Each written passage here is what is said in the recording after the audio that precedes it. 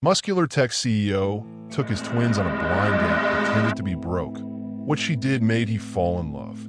Julian Rhodes stood in his marble bathroom, staring at the reflection of a broken man. Designer cologne bottles lined the counter like soldiers, but tonight he reached for nothing. His reflection showed someone who looked 47 instead of 37. Grief had carved lines around his eyes that no amount of wealth could erase. Have you ever pretended to be something you're not? Hi viewers, kindly tell us where you're watching from and what time it is. Warm welcome to the family. Enjoy the story. He owned 3 companies worth $800 million. But tonight he was pretending to be broke because the richest man in Austin had learned that money attracts everything except what he actually needed. The massive master bedroom behind him felt like a museum. Everything perfectly placed, nothing touched. The California king bed where he slept alone every night. The walk-in closet where Sarah's clothes still hung untouched after 2 years. The framed photo on a nightstand showing a happy family that no longer existed. Lila and Zoe were downstairs watching cartoons, their laughter echoing through rooms that had forgotten how to hold joy. At 6 years old, they still asked when mommy was coming home from heaven. Julian's chest tightened every time. He pulled off his $1,000 shirt and reached for clothes he'd bought specifically for tonight. Worn jeans with actual holes, a faded Austin Community College hoodie, scuffed work boots that looked like they'd seen real labor. The transformation was remarkable. Gone was the tech mogul who graced magazine covers. In his place stood someone who could blend into any working-class neighborhood in Texas. His phone buzzed. A text from his assistant. "Car service is ready, sir." "Cancel it," Julian typed back. "Taking the truck tonight." The 2015 Ford F-150 sat in his garage like a guilty secret. He'd bought it for construction site visits, but tonight it would serve a different purpose. Tonight, it would help him answer the question that had haunted him for months. Did genuine love still exist in a world where everyone had a price? Julian grabbed his wallet and pulled out the black American Express cards, the platinum privileges, the symbols of unlimited access. He shoved them into his bedroom safe and grabbed 3 20s and a handful of singles. $67. More than enough for coffee and maybe a sandwich. The drive to Cleveland took 40 minutes. Austin's skyline faded in his rearview mirror as he headed toward the working-class neighborhood where Nora Jensen lived. His hands gripped the steering wheel tighter than necessary. What if she saw through his act? What if she didn't? What if she was just like all the others, sweet until the credit cards came out, loving until the prenup discussions began? Sarah had been different. She'd married him when he was nobody, when his first startup was just an idea scribbled on napkins. She believed in him when he had nothing but dreams and determination. But Sarah was gone, and the parade of women since had proven that love like hers was extinct. Or was it? The coffee shop appeared ahead, its warm lights spilling onto the sidewalk. Julian parked between a rusty Honda and a pickup truck that made his look pristine. Through the window, he could see families sharing desserts, couples holding hands over steaming mugs, teenagers studying with textbooks spread across small tables. Normal people living normal lives with normal problems. His phone showed 3 missed calls from his business manager, 2 from his lawyer, and 17 unread emails marked urgent. Julian powered it off. Tonight, he wasn't a billionaire. He wasn't a CEO. He wasn't a man whose decisions affected thousands of employees across 3 continents. Tonight, he was just Julian. A single dad with 2 kids and enough money in his pocket for coffee. What would you do if you had $800 million, but couldn't buy the one thing you desperately wanted? Have you ever felt so burned by fake people that you stopped trusting anyone's motives? Julian was about to test whether genuine love still existed in a world obsessed with wealth. But what he discovered would either restore his faith or destroy it forever.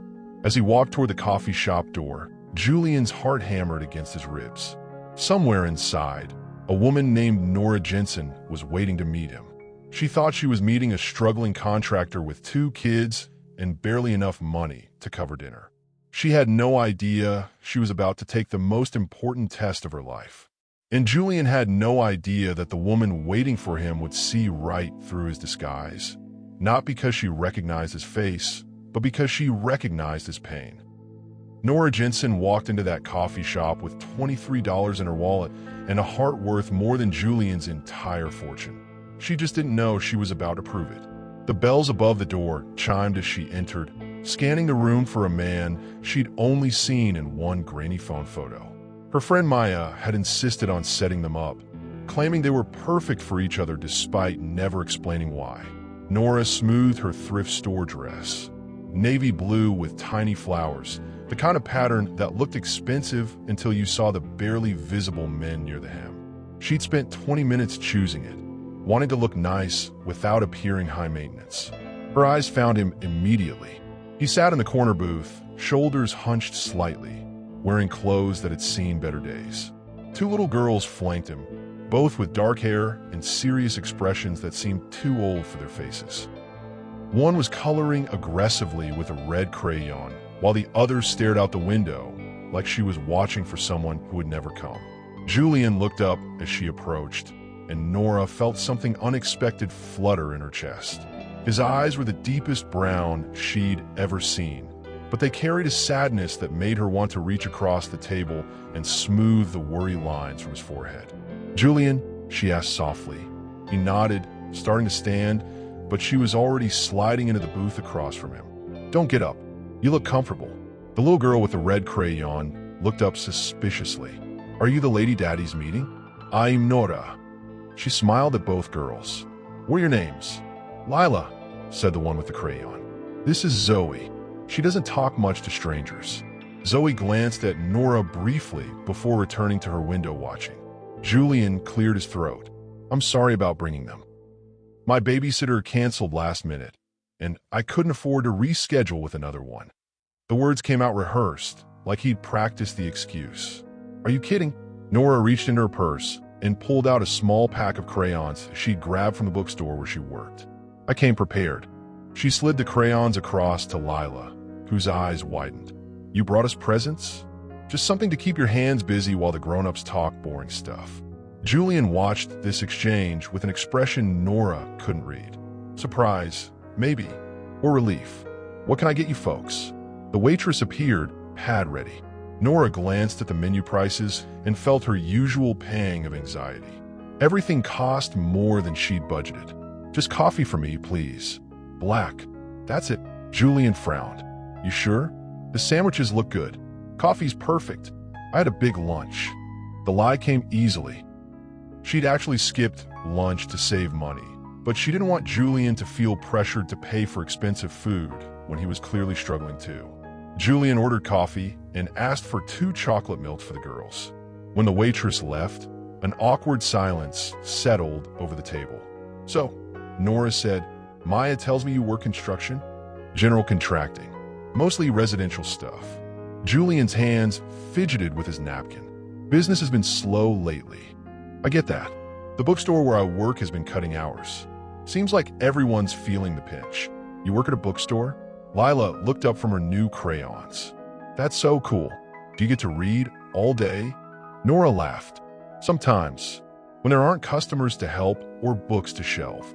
"What grade are you in?" "First grade. Zoe too. We're twins." "Twins? That's amazing. I always wanted a twin sister." "It's not that great," Lila said seriously. "She gets scared a lot, and I have to take care of her." Nora noticed Julian's jaw tighten slightly. "Taking care of people can be hard work," she told Lila. "But it also means you have a big heart." Their drinks arrived, and Nora watched Julian carefully count out bills from his wallet. She reached for her purse. "Let me pay for my coffee." "No, I got it." "Julian, seriously. It's fine. I asked you out. I pay."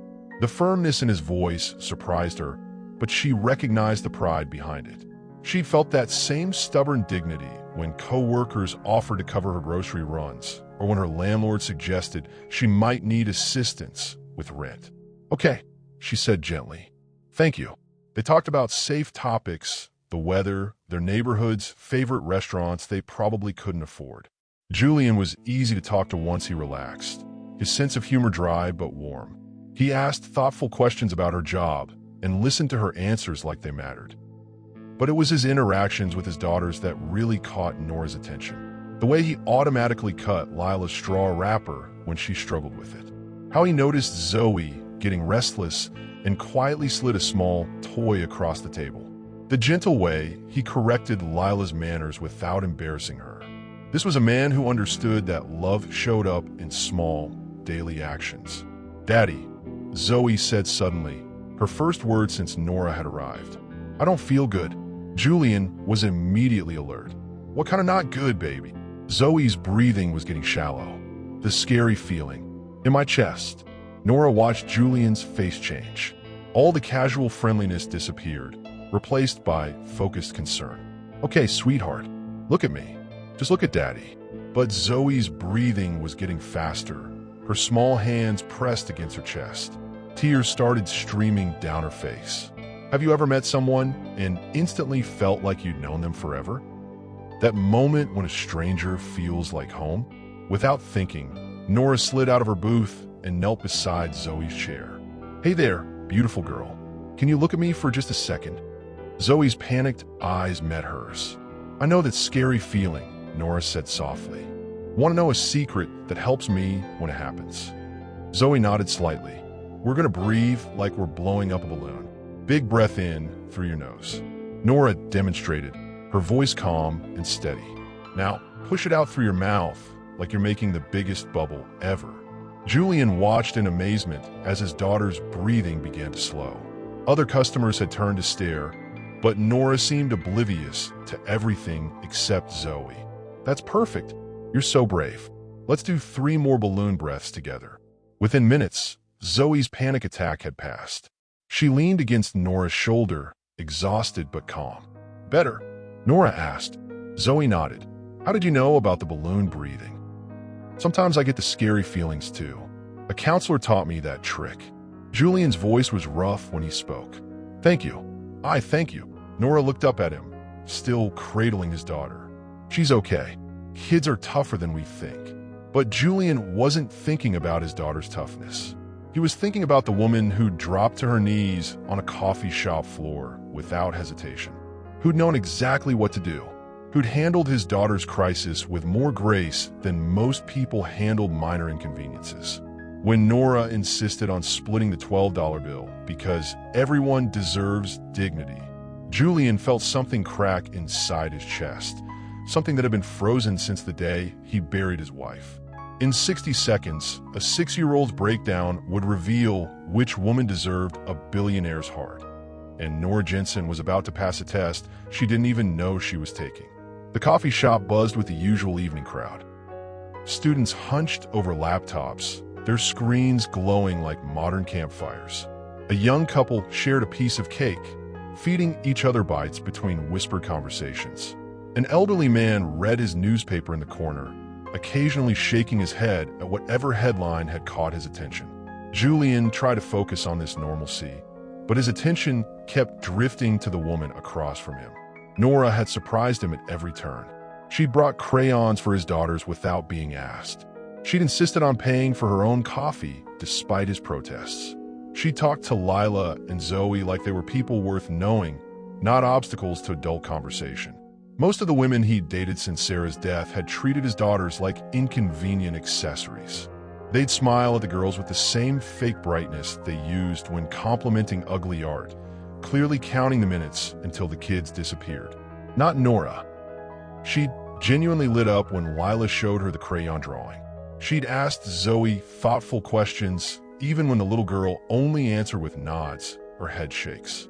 "The bookstore must see some interesting people," Julian said, trying to keep the conversation flowing. "You have no idea." Nora's eyes sparkled with amusement. "Last week, a woman came in looking for a book about domestic pigeons, but she actually meant domestic violence." That was an awkward conversation. Julian laughed despite himself. "How do you mix those up?" "Autocorrect, probably. Technology makes everything more complicated." Before Julian could respond, Zoe's small voice cut through their laughter. "Daddy, I don't feel good." The change in his daughter was immediate and terrifying. One moment she'd been quietly coloring, the next she was pressing both hands against her chest, her breathing coming in sharp gasps. Julian's stomach dropped. He'd seen this before, too many times since Sarah's death. The panic attacks had started 6 months after the funeral, triggered by anything that reminded Zoe of loss or abandonment. What kind of not good, baby? Julian kept his voice calm, but inside he was calculating. How fast could he get her outside? Should he call her therapist? Her pediatrician? This scary feeling in my chest. Zoe's words came out between ragged breaths. Other customers were starting to notice. A woman at the next table looked over with concern. The teenage barista behind the counter craned his neck to see what was happening. Julian felt the familiar helplessness wash over him. Zoe's panic attacks usually lasted 20 to 30 minutes, no matter what he tried. He'd learned to ride them out, offering comfort but unable to actually stop them. Okay, sweetheart, look at me. Just look at Daddy. But Zoe was already too far into the attack. Her breathing was getting faster, more desperate. Tears streamed down her face as her small body shook with the force of emotions too big for her to understand. That's when Nora moved. Without hesitation, without asking permission, she slid out of her booth and knelt beside Zoe's chair. Her movements were calm, confident, like she'd done this 100 times before. Hey there, beautiful girl. Can you look at me for just a second? Something in Nora's voice cut through Zoe's panic. The little girl's frightened eyes found hers. I know that scary feeling, Nora said softly. Want to know a secret that helps me when it happens? Julian watched in disbelief as Zoe managed a tiny nod. We're going to breathe like we're blowing up a balloon. Big breath in through your nose. Nora demonstrated, her chest rising slowly. Now, push it out through your mouth like you're making the biggest bubble ever. Zoe tried to copy her breathing still erratic but beginning to slow. That's perfect. You're so brave. Let's do 3 more balloon breaths together. The coffee shop had gone quiet around them. Even the espresso machine seemed to pause its hissing. Other customers watched with the hushed attention people reserve for small miracles. In through your nose and out like a bubble. Beautiful. One more time. Julian stared at his daughter's face as the color slowly returned to her cheeks. Zoe's breathing evened out, her grip on the table loosening. Within 5 minutes, 5 minutes instead of the usual 30, Zoe was calm. Exhausted but calm. Better? Nora asked gently. Zoe nodded and did something that made Julian's throat tight. She leaned forward and wrapped her arms around Nora's neck. Thank you for teaching me about balloons, she whispered.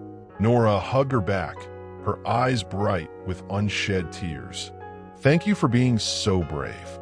How did you know about the balloon breathing? Zoe asked as Nora helped her back into her chair. Sometimes I get the scary feelings too. A counselor taught me that trick when I was about your age. Julian's mind was reeling. This woman, this stranger, had just done something he'd been unable to accomplish in months of trying. She'd not only stopped Zoe's panic attack, but had connected with his daughter in a way that felt almost maternal. Julian's voice cracked slightly. Thank you. I don't know how to thank you. Nora looked up at him, still holding Zoe's small hand. She's okay. Kids are tougher than we think. But Julian wasn't thinking about his daughter's resilience. He was thinking about the woman who'd acted on pure instinct to help a child in distress, who'd known exactly what to do because she'd been that frightened child herself, who'd given Zoe tools to cope instead of just waiting for the storm to pass. Lila, who'd been watching the whole scene with wide eyes, suddenly spoke up. Are you going to be our new mommy? The question hung in the air like smoke from a blown-out candle. Julian felt his face burn with embarrassment, but Nora just smiled. I'm your daddy's friend, she said carefully. But I'd love to be your friend too, if that's okay. I'd like that, Zoe said quietly. You smell like books and vanilla. That's probably the best compliment I've ever gotten. As they prepared to leave, Julian insisted on walking Nora to her car. The girls skipped ahead, their earlier trauma seemingly forgotten, pointing out Christmas decorations in shop windows. I need to ask you something, Julian said when they reached Nora's old Honda Civic. How did you know what to do back there? Nora leaned against her car door, choosing her words carefully. I had panic attacks as a kid, after my dad left. It took my mom months to find someone who could help me learn coping strategies. And you just remembered them? Some things you don't forget. She studied his face in the streetlight. Has Zoe been dealing with this long? Julian's walls went up slightly. Since her mother died 2 years ago. I'm sorry. The words were simple, but Julian could hear genuine empathy behind them. That's a lot for a little person to carry. Yeah, it is. They stood in comfortable silence for a moment, watching Lila show Zoe how to make her breath visible in the cold air. Julian? Nora's voice was hesitant. Would you like to do this again sometime? Maybe somewhere the girls could play? A park or something? Julian's chest felt tight with an emotion he couldn't name. When was the last time someone had asked him out while specifically including his daughters? I'd like that, he said. I'd really like that. What separates someone who runs from crisis versus someone who runs toward it? Have you ever watched someone reveal their true character in a moment of chaos? As Nora drove away, Julian stood in the parking lot with his daughters, watching her taillights disappear into traffic. Lila tugged on his jacket. Daddy? I like her. Me too, baby. Me too. But what Julian didn't say, what he couldn't say, was that watching Nora comfort his daughter had cracked something open inside him. Something that had been sealed shut since the day he'd stood over Sarah's grave and promised his girls he'd never let anyone hurt them again. For the first time in 2 years, Julian Rhodes found himself wondering if it was possible to keep that promise and still let someone new into their lives. As Zoe's breathing steadied in Nora's arms, Julian made a decision that would change 3 lives forever. But first, he had to tell her the truth about who he really was. She thought she was dating a struggling single dad, until a laptop, a handwritten letter, and a plane ticket to Seattle revealed the man she'd fallen for was worth more than her entire neighborhood. Nora's apartment building had seen better decades. The elevator wheezed between floors. The hallway carpet bore stains that told stories she didn't want to know, and her neighbors included a college student who practiced violin at midnight and an elderly woman who collected ceramic cats. But it was home. Her name was on the lease. The rent was paid through her own work, and nobody could take it away from her. She climbed to the 3rd floor, her keys jingling against the coffee shop leftovers she'd wrapped for later. Dinner would be half a turkey sandwich and whatever yogurt hadn't expired in her fridge. The date had gone better than expected. Julian seemed kind. His daughters were adorable despite their obvious struggles. And for the first time in months, Nora had spent an evening thinking about someone other than her mounting student loans. She'd particularly been moved by how he'd handled Zoe's panic attack. The calm way he'd tried to comfort his daughter, the grateful look in his eyes when Nora had been able to help. Single parenting was hard enough without dealing with childhood trauma. Nora unlocked her apartment door and stepped inside, automatically reaching for the light switch. Her hand froze. Someone had been in her apartment. Her heart hammered as she took in the scene. Nothing looked disturbed, nothing seemed stolen, but sitting on her small dining table was something that definitely hadn't been there when she left. A sleek silver laptop, still in its box. Next to it lay an envelope with her name written in careful handwriting. Nora's first instinct was to call the police. Someone had broken into her home and left expensive electronics. That didn't happen in real life unless you were about to become the victim of some elaborate scam. But something about the handwriting on the envelope made her pause. It looked familiar, though she couldn't place where she'd seen it. With trembling fingers, she opened the envelope and unfolded the letter inside. Nora, I need to tell you something, and I'm a coward for doing it this way instead of in person. My name is Julian Rhodes, and I haven't been entirely honest with you. I don't work construction. I've never struggled to pay for babysitters or worried about slow business. I own 3 technology companies, and I'm worth more money than most people see in several lifetimes. I lied to you tonight because I've spent the last 2 years meeting women who were interested in my bank account instead of my daughters. Women who saw dollar signs instead of 2 little girls who lost their mother and are trying to figure out how to trust again. I wanted to meet someone who would see me, just me, without the complications that wealth brings. I thought if I could find someone who would care about a broke single dad, maybe I'd found someone who could care about the real me. You not only cared about that man, you helped his daughter in ways I've been trying to accomplish for months. You brought crayons to coffee. You knew how to stop a panic attack. You insisted on paying your own way because you understood that dignity matters more than money. Nora sank into her second-hand chair. the letter shaking in her hands. "The laptop is yours, no strings attached. I noticed you mentioned needing one for the online classes you want to take.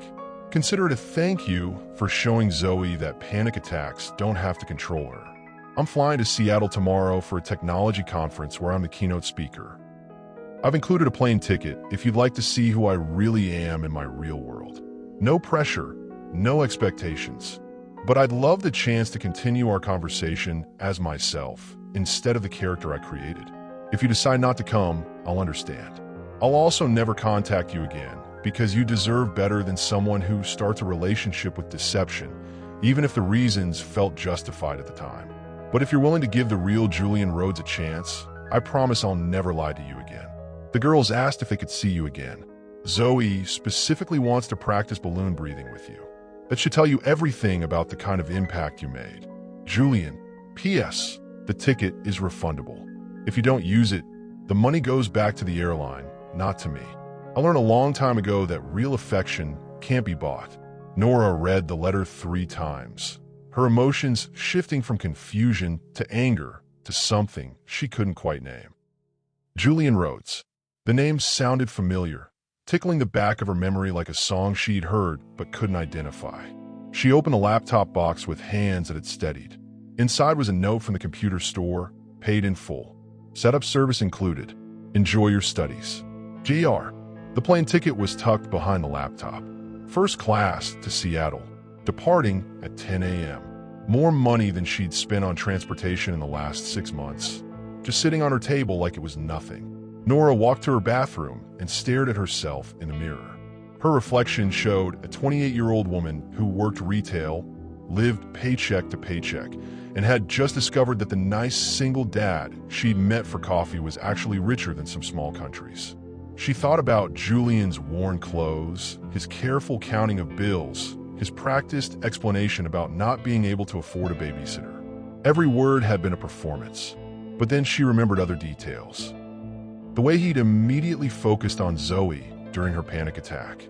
How he'd listened when Nora talked about her job, like what she said mattered. The pride in his voice when he'd insisted on paying for coffee, even when he was pretending money was tight. Had those moments been real, or just part of the act?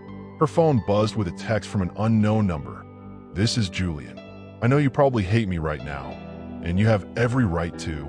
I just wanted you to know that everything I felt tonight was real, even if everything I told you wasn't. Take care of yourself, Nora. You deserve someone better than a man who lies on first dates." Nora stared at the message for a long time. Then she Googled Julian Rhodes, Austin, Texas. The results made her sink back into her chair.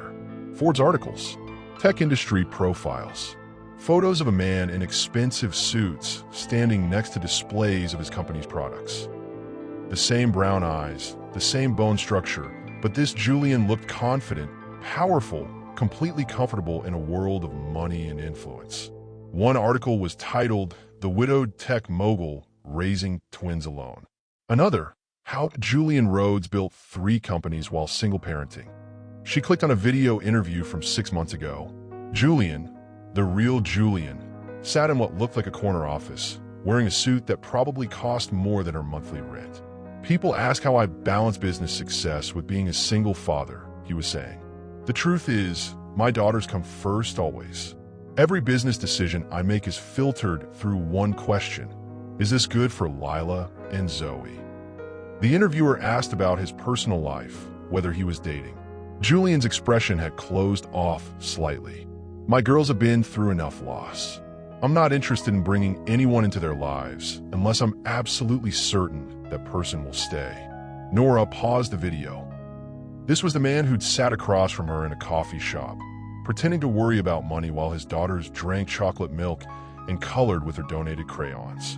Would you forgive someone for lying about their wealth if they did it to protect their heart? Or would the deception be too much to overcome? She walked to her kitchen and made a cup of tea with hands that weren't quite steady. Her small apartment felt even smaller now, knowing that Julian lived in whatever kind of house billionaires called home. But as she sat at her table, surrounded by his gifts, Nora found herself thinking about Zoe's panic attack, about how Julian had looked at her when she'd been able to help his daughter, about Lila asking if she was going to be their new mommy. Those moments had felt real, raw, unguarded in a way that seemed impossible to fake. The plane ticket lay next to her teacup, first-class passage to a world she'd never experienced. Part of her wanted to tear it up, to be offended by the assumption that expensive gifts could buy forgiveness. But another part of her, the part that had spent the evening genuinely enjoying Julian's company, was curious about the man behind the performance. Her phone buzzed again. This time it was a photo message. Lila and Zoe, both grinning at the camera, holding a crayon drawing of 3 stick figures under a rainbow. The caption read, "They made this after I tucked them in. The middle figure has curly hair like yours." Gee. Nora stared at the picture until her tea grew cold. 2 little girls who'd lost their mother, now drawing pictures that included her. A father who'd lied about everything except how much his daughters meant to him. The plane ticket was for tomorrow, but as Nora stared at Julian's phone number, she realized the real question wasn't whether she'd go to Seattle. It was whether she could ever trust a man who'd made her fall for a ghost. She boarded that plane not knowing if she was flying toward her future or into a beautiful lie. But sometimes love requires taking the leap before you know where you'll land. Nora woke up at 5 a.m., 2 hours before her alarm. She'd barely slept, her mind cycling between anger at Julian's deception and curiosity about his real world. The plane ticket sat on her nightstand like a question mark made of paper and possibility. She made coffee with hands that trembled slightly and sat at her kitchen table, staring at her phone. Julian's last text glowed on the screen. A photo of his daughter's drawing, 3 stick figures under a rainbow. The middle figure did have curly hair like hers. Nora had spent most of the night researching Julian Rhodes online. The deeper she dug, the more complicated the picture became. Yes, he was incredibly wealthy. Yes, he lied about his financial situation. But every article, every interview, every photo showed the same thing. A man whose world revolved around his daughters. One business magazine had done a feature on his home office. Instead of the usual executive setup, Julian's workspace was dominated by child-safe furniture, art supplies, and a reading corner with tiny chairs. The caption read, "Rhodes conducts most meetings from home to maximize time with his twins." Another article mentioned his charitable giving, particularly to organizations supporting children who'd lost parents. The dollar amounts made Nora's head spin. This wasn't a man who threw money around carelessly. Every choice seemed deliberate, purposeful, filtered through his role as a father. But he'd still lied to her, elaborately, for hours. Her phone rang, making her jump. Maya's name appeared on the screen. "Please tell me you're not overthinking this," her friend said without preamble. "How did you?" Julian called me at midnight, panicking that he'd ruined everything. "Nora, I've never heard that man sound uncertain about anything, and last night he was practically begging me to convince you not to hate him." Nora felt something twist in her chest. "He called you. He wanted to make sure I knew what he'd done. Said he couldn't stand the thought of you finding out from someone else that I'd been in on his plan." "Wait." Nora's coffee cup stopped halfway to her lips. "You knew he was rich?" "I knew he wasn't really a contractor. But Nora, I've been trying to set Julian up for 2 years. Every woman I introduced him to either ran when they found out about the girls or turned into a completely different person when they learned about his money. So you thought you'd trick me instead? I thought I'd give both of you a chance to meet each other honestly, without all the complications that come with his bank account." Nora rubbed her forehead, feeling a headache building. "Maya, he lied to me for 3 hours straight. And you fell for him anyway. Before you knew about the money, before you knew about the companies, you were already smitten with a man you thought was struggling financially." The words hit harder than Nora expected because they were true. She had been drawn to Julian, his gentleness with his daughters, his dry humor, the sadness in his eyes that spoke of real loss. "That's not the point," she said weakly. "Isn't it? Nora, you spent last night Googling him instead of deleting his number. If you were really done with him, you wouldn't be holding that plane ticket right now." Nora glanced at the ticket involuntarily. "How do you know I'm holding it?" "Because I know you. You're scared, but you're not stupid. And you're definitely not the kind of person who walks away from something without understanding what it really is." After Maya hung up, Nora sat in her quiet apartment, weighing her options. She could throw away the ticket, block Julian's number, and pretend last night had never happened. Go back to her safe, predictable life where no one lied to her because no one was invested enough to bother. The woman who'd paid half of a $12 coffee bill was now standing in a penthouse worth more than some country's GDP. And somehow, she still felt like the richest person in the room. Have you ever walked into a space so beautiful it made you question your own worthiness? Nora Jensen stepped off the elevator into Julian's Seattle penthouse, her thrift store dress suddenly feeling like costume jewelry at a diamond exhibition. But here's what separated her from every other woman who'd stood in this exact spot. She wasn't calculating the value of the furniture. She was watching Julian's face, searching for the man she'd met in that coffee shop. The girls rushed past her legs like tiny tornadoes. "Nora, come see our room. Daddy got us bunk beds that look like a castle." Lila grabbed her hand, tugging her toward the hallway, while Zoe bounced on her toes with excitement. Julian watched this scene unfold, his daughters claiming this woman like she belonged here, Nora following them with genuine delight rather than polite obligation. The sunset cast gold across the floor-to-ceiling windows, but he wasn't looking at the view worth millions. He was looking at her like she was priceless. "You're staring," Nora said softly when the girls disappeared into their playroom. "I'm memorizing," he replied, moving closer. His voice dropped to that low register that made her skin warm. "I spent 3 days wondering if I'd imagine how you made me feel." She stepped back until the cool glass pressed against her spine. And you're more beautiful than I remembered." His hands found the wall on either side of her head, caging her in without touching. "But that's not what's driving me crazy." "What is?" "You looked at my daughters the same way when you thought I was broke. You love them the same way. Nothing changed for you." The space between them crackled with tension. 3 days of separation, 3 days of wondering, 3 days of wanting. It all condensed into this moment where Seattle glittered below them and desire hung in the air like electricity before a storm. "Everything changed for me," she whispered. "I just didn't realize it yet." His mouth was inches from hers when Zoe's voice echoed down the hallway. "Daddy, can we show Nora how to make your special pancakes?" They broke apart, breathing hard. Julian's eyes held promises for later as he called back. "Of course, sweetheart. We're coming." Dinner was chaos in the best way. Flour in Nora's hair, syrup on Julian's expensive shirt, the girls giggling as they taught her the secret ingredient, vanilla and a pinch of cinnamon. She fit into their routine like she'd been part of it forever, correcting Lila's table manners with gentle humor, helping Zoe cut her pancakes into perfect squares. "You're good at this," Julian said quietly, watching her wipe sticky fingers with maternal efficiency. "I had practice. My little sister."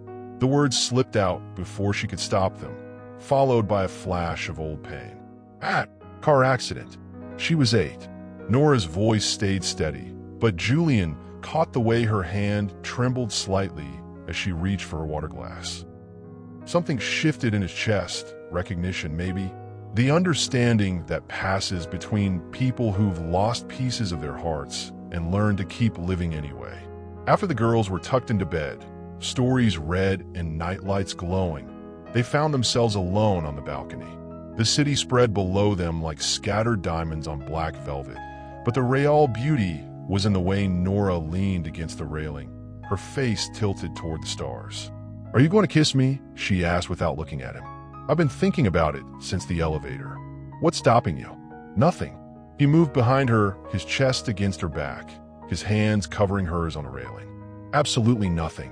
When she turned in his arms, her eyes were liquid courage and nervous desire. He touched her like she was precious beyond measure, not because of her beauty, but because of her soul. "You saw me when I was nobody," he whispered against her skin. "Let me show you what that means to someone who's been invisible behind money his whole life." She pulled him closer, her voice barely audible. "You were never nobody to me." He carried her to his bedroom like she weighed nothing, like she was everything. The door closed behind them with a soft click, sealing them into their own private world where wealth didn't matter, and the only currency was the way they made each other feel. His hands shook slightly as he traced the curve of her neck, the slope of her shoulder, the gentle swell of her breast through her dress. "Are you sure?" he asked, his voice rough with want and tenderness. "I've never been more sure of anything," she breathed, reaching for the buttons of his shirt. They moved together with the desperate sweetness of two people who'd found something rare and refused to waste a moment of it. He undressed her slowly, reverently, each piece of clothing removed like unwrapping a gift he'd waited his whole life to receive. When skin finally met skin, when mouths found each other in the darkness, when bodies joined with sighs and whispered names, it wasn't just physical connection. It was recognition. It was homecoming. It was the sound of two broken people becoming whole. Later, as she drifted to sleep in his arms overlooking the city, Nora whispered words that terrified her. "I think I'm falling in love with you." But she had no idea that across town, someone was already planning to destroy what they were building. She'd proven her love when he was broke, but now the world was convinced she was just another gold digger. And the woman who'd passed every test was about to face her biggest challenge yet. Do you know what it feels like to have your motives questioned by people who've never walked in your shoes? Nora woke up to Julian's phone buzzing like an angry wasp on his nightstand. Through sleep-heavy eyes, she watched his face change as he scrolled through message after message, his jaw tightening with each swipe. "What is it?" she asked, pulling the sheet higher. He didn't answer immediately, just handed her the phone with an expression she couldn't read. The headline made her stomach drop. Tech billionaire's mystery woman. Love or calculated move? Below it, a photo of them leaving the coffee shop in Cleveland, her hand in his, the girl skipping ahead. Someone had been watching. Someone had been waiting. "Julian, this is crazy, I know." But his voice held something she'd never heard before. Distance. Doubt. "My publicist says we need to expect more of this." More came faster than either of them anticipated. By noon, her phone was ringing every 30 seconds. Reporters camped outside her Cleveland apartment. Her neighbor, Mrs. Chun, texted worried messages about strange men asking questions about that nice girl in 4B. The articles got worse. Anonymous sources claiming she'd been hunting rich men online. Photos of her working at the bookstore with captions questioning how someone so ordinary had caught Austin's most eligible bachelor. The comment sections were brutal, filled with words that made her skin crawl and assumptions that made her heart ache. Look at her clothes versus his. She saw dollar signs. Poor guy probably thinks she's different. They always do. Those kids need a mother, not a gold digger. Julian found her on his balcony that evening, staring at her phone with tears streaming down her cheeks. His protective instincts flared at the sight of her pain, but underneath was something newer, something that made his chest tight with uncertainty. "Hey," he sat beside her, not quite touching. "Don't read that garbage. They're calling me a whore, Julian. A calculating bitch who's using your daughters to get to your bank account." Her voice cracked. "They don't know me. They don't know that I worked 3 jobs to put myself through college. They don't know that I send half my paycheck to help my grandmother with her medications. They just see a poor girl with a rich man and assume the worst." "I know who you are," he said, but even he could hear the slight hesitation in his voice. She caught it too, turned to study his face in the dim light. "Do you?" The question hung between them like a blade. Because here was the terrible truth about wealth. It made everyone suspect everyone. It made trust feel like luxury he couldn't afford. Even with the woman who'd cradled his daughter during a panic attack, who'd insisted on paying half a $12 bill, who'd fit into his life like she was designed for it. "Of course I do," he said, but they both heard the lie. That night, when he reached for her, her body responded despite her breaking heart. Their lovemaking was desperate, tinged with the fear that this might be slipping away. He held her tighter than usual, kissed her deeper, like he was trying to memorize the taste of her trust before it disappeared completely. "I love you," she whispered against his neck, her voice breaking slightly. "I love you too," he replied, but the words felt different now. Heavier, conditional. She felt it, the shift, the way he was pulling back even as he pulled her closer. Success and wealth had taught Julian Rhodes to question everyone's motives. And now, for the first time since they'd met, he was questioning hers. When Nora's ex-boyfriend sold their private text to a tabloid, texts where she complained about being broke, about wanting more from life, about dating guys who never had any money, Julian's face went cold as winter. "Is there anything else you haven't told me?" he asked, holding the printed article between them like evidence of betrayal. For the first time since she'd known him, doubt crept into his voice. And for the first time since she'd met him, Nora Jensen wondered if loving a billionaire was worth losing herself in the process. Love built on truth can survive any storm. But when doubt plants its seeds, even the strongest foundations begin to crack. Have you ever watched someone you love look at you like they're seeing a stranger? Julian Rhodes sat across from Nora at breakfast. The tabloid article spread between them like a confession of crimes she'd never committed. The girls chattered about cartoons and cereal, oblivious to the Cold War brewing at their kitchen table. "I'm so tired of dating broke guys," Julian read aloud, his voice flat. "Just once, I want someone who can take me somewhere nice without checking his bank account first." Nora's coffee turned to ash in her mouth. "That was 2 years ago. I was venting to Brad after a horrible date with a guy who made me pay for everything, then borrowed money for gas." "But you said it." "Yes, I said it. Because I was 24 and exhausted from working 2 jobs and dating men who expected me to mother them financially. That doesn't make me a gold digger, Julian. It makes me human." He folded the paper with surgical precision. "My wife used to say she married me for love. Turned out she'd researched my net worth before our first date." The comparison hit like a slap. Nora set down her mug with shaking hands. "I'm not your wife." "No, you're not. But you did research me, didn't you? Before the blind date." The truth sat between them like a loaded gun. She had Googled him. Everyone did that now. But she'd found nothing, just a basic LinkedIn profile for Julian R.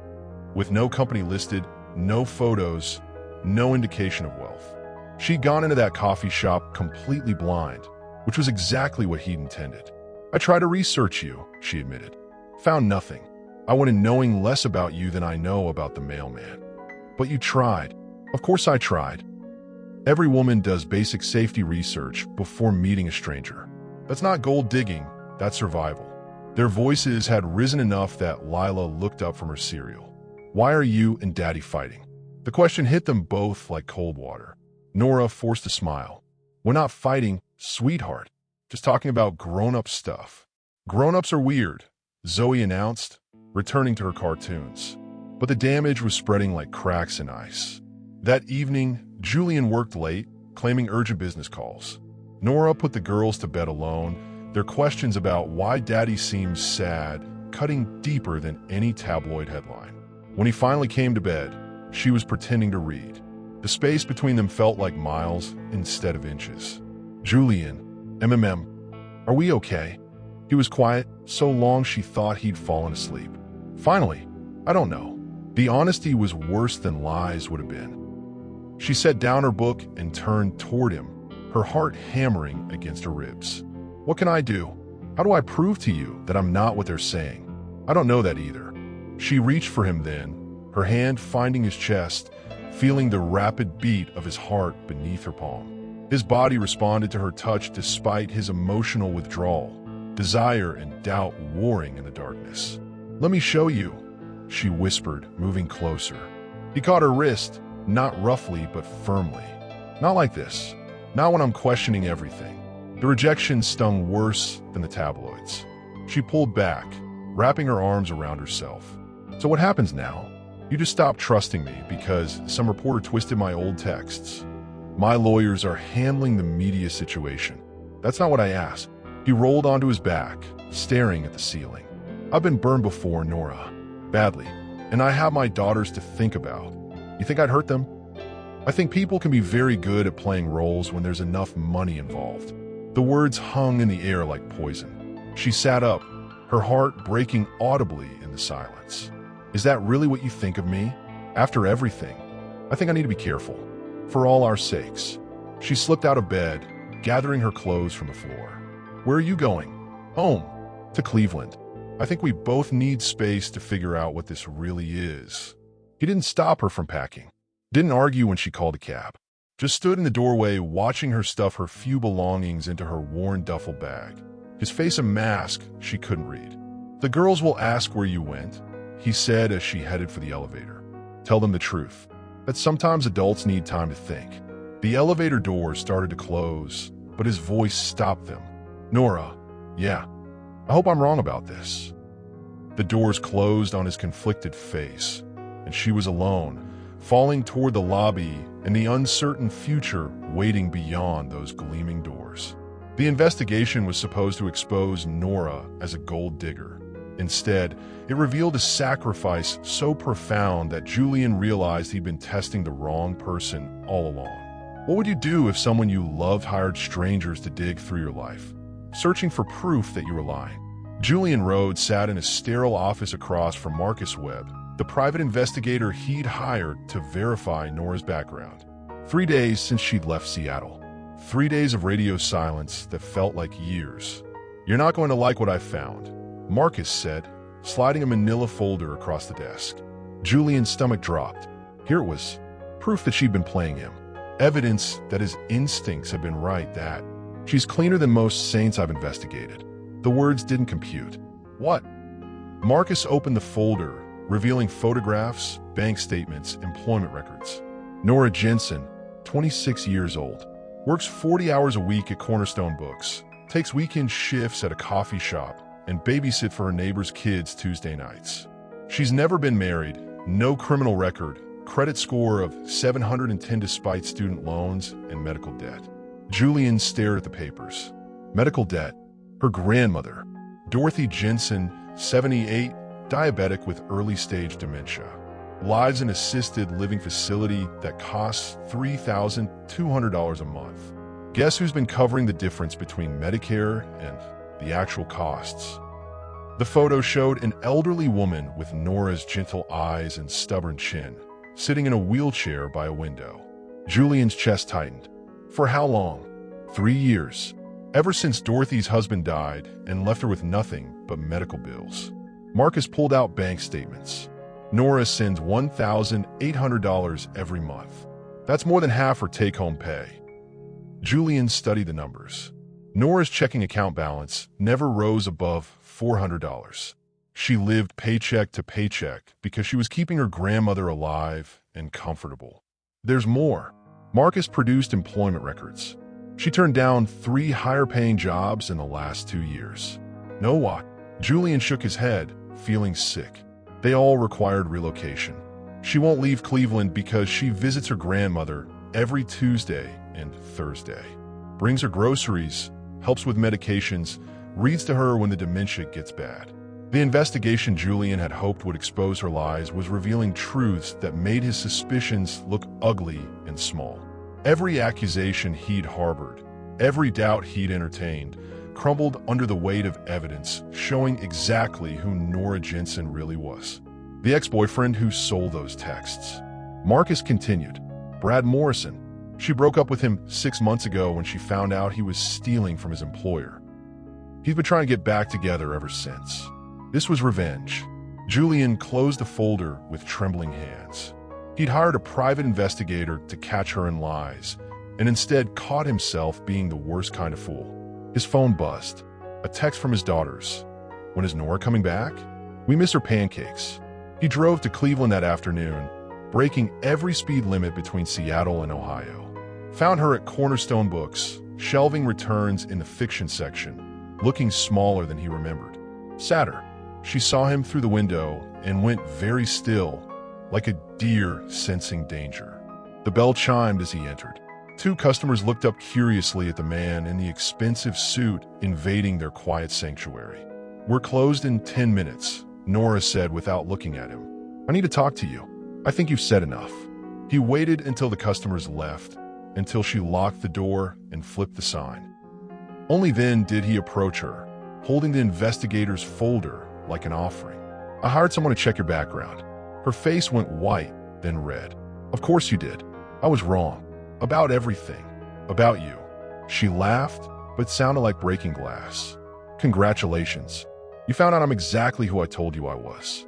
Must be disappointing. Nora, do you know what hurts most? Not that you didn't trust me, that you thought so little of me that you believed I could look at your daughters, those sweet, broken little girls, and see dollar signs instead of hearts that needed healing. He stepped closer. She stepped back. I was scared, he said simply. I was scared of being wrong about you, and I was scared of being right. Because if you were real, if this was real, then I'd have to risk everything again. Well, now you know. I'm real. We were real. Past tense. He pulled out his phone, showed her the text from the girls. Her composure cracked slightly at their words. They miss you, he said softly. I miss you. Come back with me. Let me spend the rest of my life making this up to you. Julian had fought corporate giants and won billions. But the battle for his daughters would test whether love could triumph over legal manipulation and family greed. Have you ever had your greatest fear delivered in a manila envelope at 8 a.m. on a Tuesday morning? Julian Rhodes stood in his Austin kitchen, coffee growing cold in his mug, reading the legal documents that made his blood turn to ice. Custody petition, filed by his late wife's parents, Harold and Vivian Blackwood. Their granddaughters deserved stability, the papers claimed, not a transient lifestyle with a father who was clearly going through an emotional crisis. The evidence they cited made his stomach turn. Photos of him and Nora from tabloids. Screenshots of negative comments about their relationship. A psychological evaluation request questioning his judgment in romantic partners and how it might affect his parenting. They were using his love for Nora as a weapon against him. Daddy, Lila appeared in the doorway, still in pajamas. Why do you look scared? He folded the papers quickly, forcing a smile he didn't feel. Just work stuff, sweetheart. Nothing for you to worry about. But 6-year-olds were more perceptive than adults gave them credit for. Lila climbed onto his lap, studying his face with serious eyes. Is it about Nora? Are you still fighting? The question twisted in his chest. They've been back together for 2 weeks now, the investigation revelations having cleared the air between them. But this legal challenge threatened to destroy everything they were building. We're not fighting anymore, he said carefully. Good.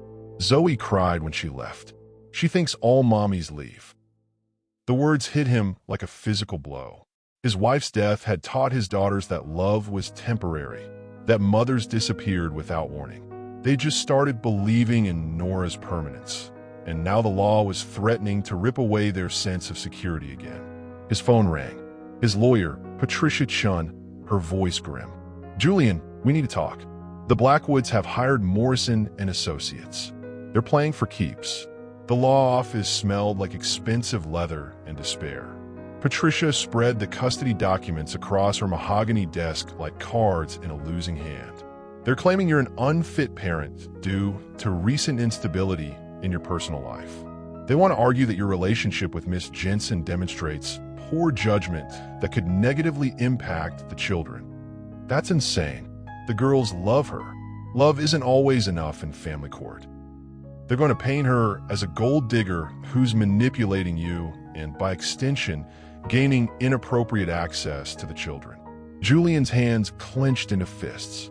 She's been nothing but good to them. I believe you, but we need to prove it. Character witnesses, documentation of positive interactions, evidence of stability in your household. Patricia's expression softened slightly. I have to ask, how serious is this relationship? Because if you're just dating casually, it might be easier to... No, the word came out harder than he intended.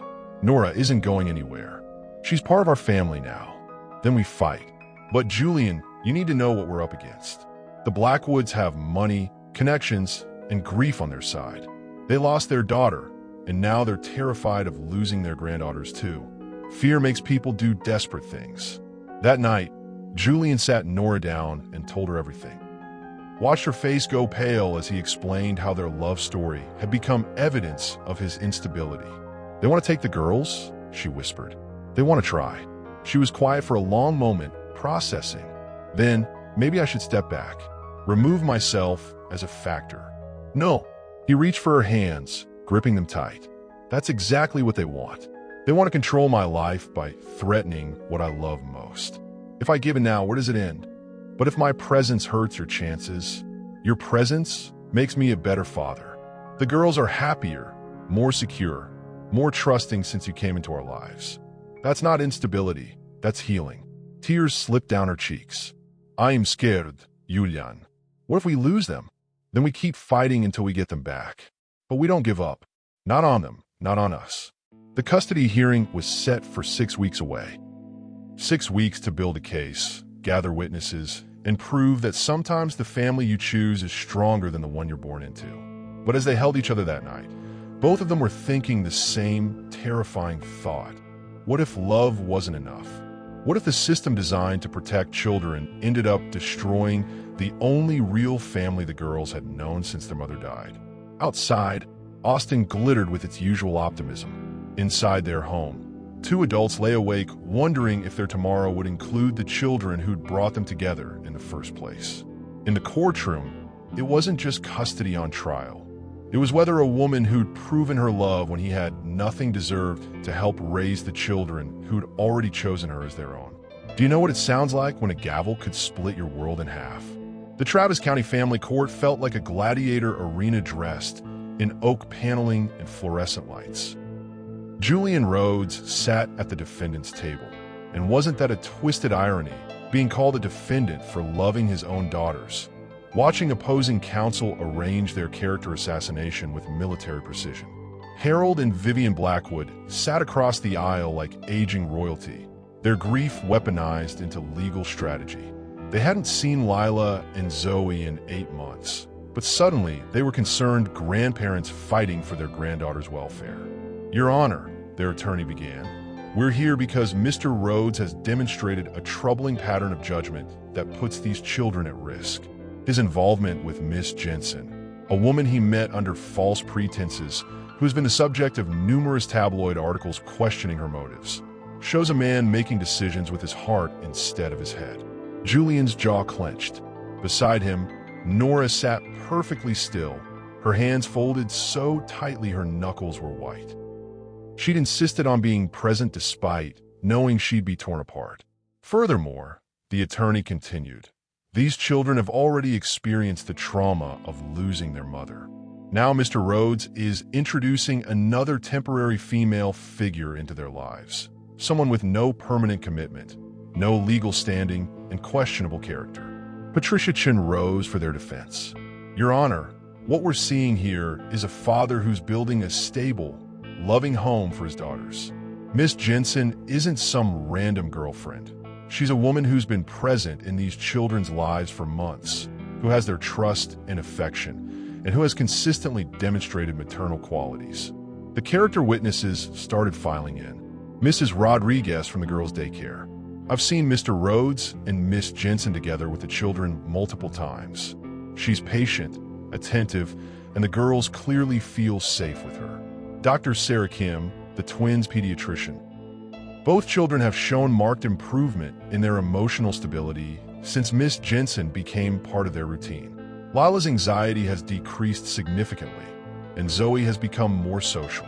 But then came the Blackwoods witnesses, former nannies who painted Julian as an absent workaholic, business associates who testified about his recent distraction and questionable personal choices, a child psychologist who'd never met the girls but pontificated about the dangers of unstable romantic relationships in a child's environment. The worst moment came when they called Brad Morrison to testify. Nora's ex-boyfriend took the stand like he was doing civic duty, not committing character murder. Miss Jensen was always very focused on financial security, he said, avoiding her eyes. She complained constantly about not having enough money, about wanting to date men who could provide better. When she started researching wealthy men online. Objection, Patricia stood. There's no evidence of any such research. Sustained. But the damage was spreading. Julian watched the judge's expression shift, doubt creeping in like poison. Then came the moment that changed everything. Your Honor, Patricia said, we'd like to call Lila and Zoe Rhodes to chambers for a private conversation. The Blackwoods attorney objected, but family court judges often spoke with children in custody cases. 20 minutes later, the judge returned to the bench, her expression unreadable. This court has heard testimony about stability, commitment, and what's best for these children. But I've also heard from the children themselves, and their voices matter most in this decision. She looked directly at Julian. Mr. Rhodes, your daughter spoke very clearly about their feelings regarding Miss Jensen. They consider her family. They feel safe with her. They've asked specifically that she remain in their lives. Julian's chest loosened for the first time in weeks. However, the judge continued, this court is also concerned about the media attention and scrutiny that's followed this relationship. Children need privacy and normalcy. The gavel came down like thunder. Custody remains with Mr. Rhodes. However, I'm ordering family counseling to ensure all parties can navigate this situation in the children's best interests. Court adjourned. Victory, but with conditions. Julian reached for Nora's hand as the courtroom emptied, his heart still hammering against his ribs. We won, she whispered, tears streaming down her face. We won, he confirmed, pulling her close. But as they walked out of that courthouse together, Julian was already planning his next move.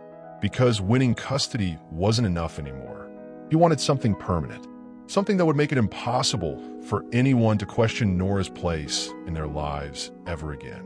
He wanted to marry her. The courthouse smelled like fear and old leather. Julian sat in the front row, his jaw tight as a steel trap, watching lawyers shuffle papers like they were playing cards with his children's lives. Nora squeezed his hand, her fingers cold despite the Texas heat beating through the windows. All rise for the Honorable Judge Patricia Martinez. The judge looked like she'd seen every dirty trick in the book. Her gray hair was pulled back in a bun that meant business, and her eyes swept the courtroom like she was searching for lies before anyone even opened their mouth. This is a custody hearing for Lila and Zoe Rhodes, ages 6. We're here because the maternal grandparents, Robert and Helen Cross, believe the children's current living situation is unstable. Julian's ex-mother-in-law sat 3 rows back, her designer purse clutched like a weapon. She'd flown in from Dallas with enough legal firepower to buy a small country. Her lawyer wore a suit that probably cost more than most people's cars. Your Honor, the Cross family attorney began, Mr. Rhodes has introduced an unknown woman into these traumatized children's lives. A woman with no background in childcare, no financial stability, and frankly, questionable motives given Mr. Rhodes' wealth. Nora's grip tightened on Julian's hand. He could feel her pulse racing through her fingertips. Furthermore, this relationship began under deceptive circumstances. Mr. Rhodes admitted to lying about his identity and financial status. What kind of foundation is that for a stable home environment? Julian's lawyer, Sarah Chun, stood up slowly. She was small but fierce, like a terrier who'd learned to bite bigger dogs. Your Honor, my client's personal relationships are not on trial here. What matters is the well-being of Lila and Zoe Rhodes, who have thrived under their father's care and have formed a loving bond with Ms. Jensen. The judge leaned forward. I'd like to hear from the children's teachers, please. Mrs. Patterson from Lila's class walked to the witness stand. She was the kind of teacher who remembered every student's birthday and kept tissues in her pocket for scraped knees. In my 30 years of teaching, I've never seen such a dramatic positive change in a child. Lila was withdrawn after her mother's death. She barely spoke in class, rarely smiled. But in the last 6 months, she's blossomed. She talks about Nora constantly, how they bake cookies together, how Nora helps with homework, how she feels safe again. Helen Cross's face twisted like she'd tasted something sour. And what about Mr. Rhodes as a father? Sarah Chin asked.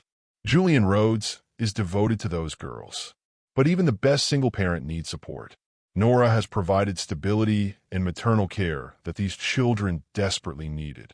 Next came Dr. Williams, the twins' therapist. He adjusted his glasses and spoke in the calm voice that had helped hundreds of grieving families. Trauma in children manifests differently. Zoe had severe anxiety attacks, nightmares, fear of abandonment. Since Ms. Jensen entered their lives, these symptoms have decreased dramatically. She's created what we call a secure attachment, something crucial for healing. And if this relationship were to end, Helen Cross's lawyer pressed. It will be devastating. These children have already suffered one profound loss. Removing another parental figure would likely cause regression and additional trauma. Julian felt something crack in his chest. These people were talking about his daughters like they were broken toys that could be fixed or thrown away. The judge called for a recess. In the hallway, Helen Cross cornered Julian near the water fountain. Her face was hard as concrete, her voice sharp enough to cut glass. You think I don't see what this is? Some little nobody from Ohio gets her claws into my son-in-law's money, and suddenly she's Mother of the Year.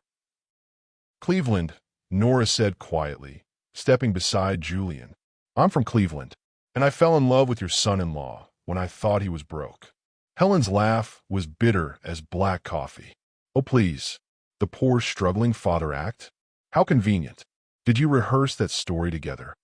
Mrs. Cross, Julian's voice was deadly calm. You need to stop. Now, those girls belong with family. Real family. Not some gold digger who. Who what? Nora stepped forward, her cheeks flushed, but her voice steady. Who holds Zoe when she has nightmares? Who teaches Lila how to braid her hair? Who reads them stories and makes their lunches and shows up to every soccer game? You've known them 6 months. And in 6 months, I've loved them more than you have in 6 years. When was the last time you called them? When was the last time you visited before your daughter died? Helen's face went white. The truth hit like a slap. Back in a courtroom, the judge asked to speak with the twins privately. Julian's heart hammered as Lila and Zoe walked hand in hand to the judge's chambers. Everything depended on what 2 6-year-olds would say about their happiness. 20 minutes felt like 20 hours. When the girls emerged, Lila was crying, but Zoe looked determined. They sat in the front row, small hands folded in their laps like they were in church. Judge Martinez returned her bench. The courtroom went silent except for the air conditioning humming overhead. I've practiced family law for 25 years. I've seen children caught between adults who claim to love them, but fight wars over their bodies and souls. This case is particularly heartbreaking because everyone here genuinely believes they're acting in these children's best interests. She shuffled papers, each second stretching like elastic. The Crosses argue that blood relation and financial security should take precedence. They can provide elite education, travel opportunities, cultural advantages. Julian's stomach dropped. However, the children's testimony was clear and consistent. They feel safe, loved, and happy in their current home. They refer to Ms. Jensen as almost mommy and express fear at the thought of leaving their father and her. Helen Cross gripped her purse tighter.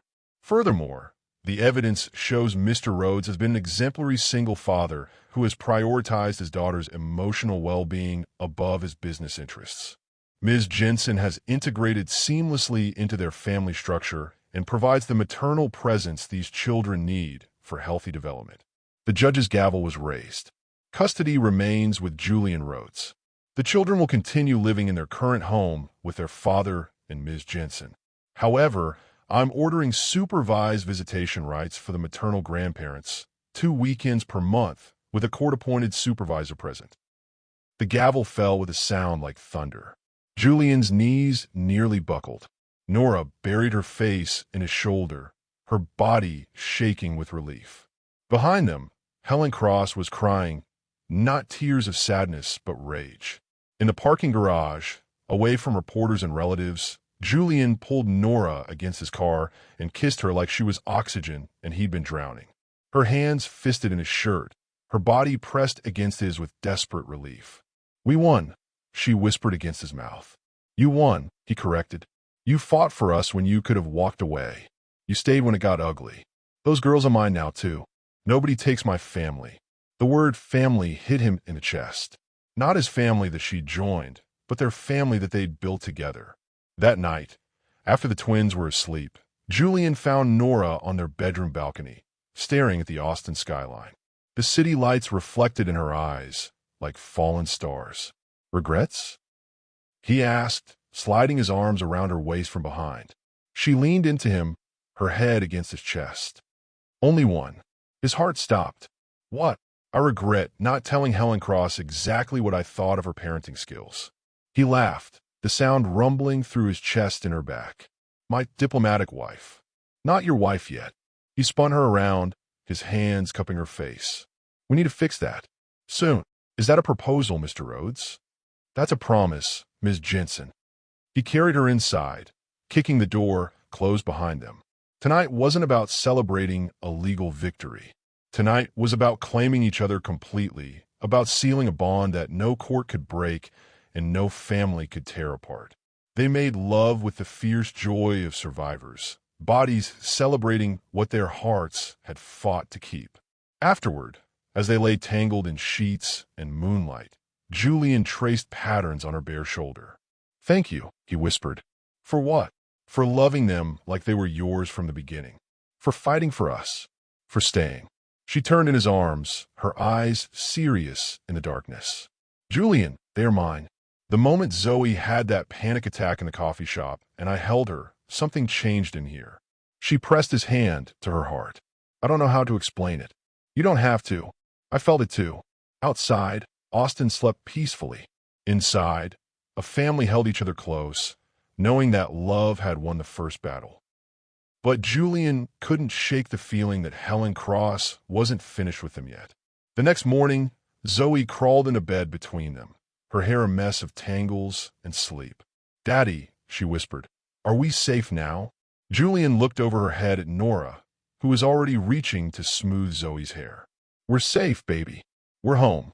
2 weeks after the custody hearing, Julian Rhodes was nervous as a teenager on prom night. He'd negotiated billion-dollar deals without breaking a sweat, but planning a proposal had him checking his watch every 30 seconds. The coffee shop looked exactly the same as it had 8 months ago. Mismatched chairs, chipped mugs, the smell of roasted beans, and fresh hope. He'd rented the entire place for 2 hours, but made it look like a normal Tuesday afternoon. Lila and Zoe sat at their old table, practically vibrating with excitement. They'd been practicing their part of the surprise for days, whispering and giggling every time Nora walked into a room. Remember, Julian crouched down to their level. When Nora sits down, you give her the envelope. But not until she orders her coffee. "Okay. We know, Daddy." Lila rolled her eyes like he was being ridiculous. "We've been over this a million times. And you remember what to do after she reads the letter." Zoe nodded solemnly. "We hold up the sign and ask the question." Julian's phone buzzed. Nora was parking outside. His heart hammered as she walked through the door, wearing the same thrift store dress she'd worn on their first date. She'd kept it, she told him once, because it reminded her of the day her real life began. "Hey guys," she smiled, sliding into the booth across from the twins. "What's this about? You said it was important." Julian pretended to read his newspaper, but his hands were shaking. "We wanted to bring you somewhere special," Lila said, bouncing in her seat. "This is where we met you," Zoe added. "Where you became our almost mommy." Nora's eyes softened. "This place is pretty special to me, too." The barista, Julian's friend Mike, who'd agreed to play along, approached their table.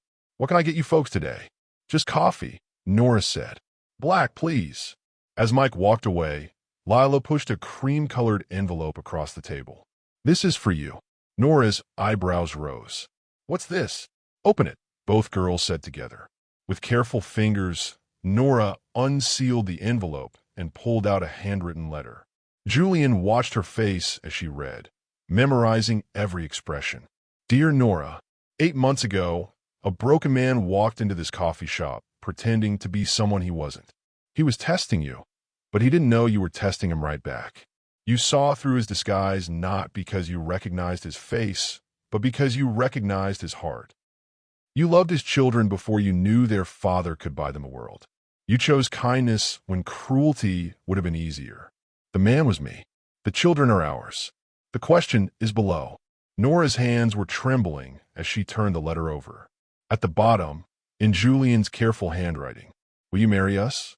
She looked up, tears already spilling down her cheeks, to find Julian on one knee beside their table. Lila and Zoe were holding a poster board sign. "Will you be our real mommy?" The entire coffee shop, which Julian now realized was full of customers who'd been in on the surprise, burst into applause. "Nora Jensen." Julian's voice was steady despite his racing heart. You walked into this coffee shop 8 months ago and changed 4 lives forever. You loved me when I was nobody. You fought for our family when the world tried to tear us apart. You've been the mother these girls needed and the partner I never knew I was looking for. He pulled out a ring box, his grandmother's diamond catching the afternoon light streaming through the windows. I'm not asking you to marry a billionaire. I'm asking you to marry the man who fell in love with your heart before he even told you his real name. Will you? Nora was crying too hard to speak. She nodded, laughing and sobbing at the same time. Yes, she finally managed. Yes, yes, 1,000 times yes. The coffee shop erupted. Customers cheered. The twins launched themselves at Nora for group hugs, and Julian slipped the ring on her finger with hands that only shook a little. It fits, she whispered, staring at the diamond like it might disappear. I had it sized weeks ago, he admitted. I may have stolen one of your rings for reference. You've been planning this for weeks? Months. Since the day you held Zoe during her panic attack, I knew you were the one. It just took me a while to work up the courage. Lila tugged on Nora's dress. Does this mean you're really our mommy now? Nora knelt down, pulling both girls into her arms. I've been your mommy in my heart since the day we met. Now it's just official. Can we call you mommy instead of almost mommy? Zoe asked. I would love that more than anything in the world. Julian watched his daughters, their daughters, cling to the woman who'd completed their family, and felt something settle in his chest that had been restless since the day his first wife died. This was what peace felt like. This was what home felt like. Later that evening, after the twins were asleep and the excitement had died down, Julian found Nora on their back porch, still staring at her ring. Having second thoughts? He asked, settling beside her on the porch swing. Never. Just thinking about how crazy this all is. A year ago, I was eating ramen noodles for dinner and wondering how I'd pay my student loans. Now I'm engaged to a billionaire. You're engaged to Julian. The billionaire part is just paperwork. She turned to face him, her eyes serious in the porch light. I need you to know something. I would have said, yes, if you were still pretending to be broke. I would have said, yes, if you actually were broke. This isn't about the money. I know. That's why I'm marrying you. He pulled her closer, breathing in the scent of her shampoo mixed with the jasmine growing along their fence. When do you want to have the wedding? He asked. Tomorrow. He laughed. Tomorrow might be a little soon for what I have in mind. What did you have in mind? Something small. Just family and close friends. Maybe in the backyard. Nothing fancy. Julian Rhodes wants a backyard wedding. Julian Rhodes wants whatever makes his fiancée happy. She kissed him then, soft and sweet under the Texas stars. I love you. Not your money. Not your success. Not your fancy cars or your penthouse.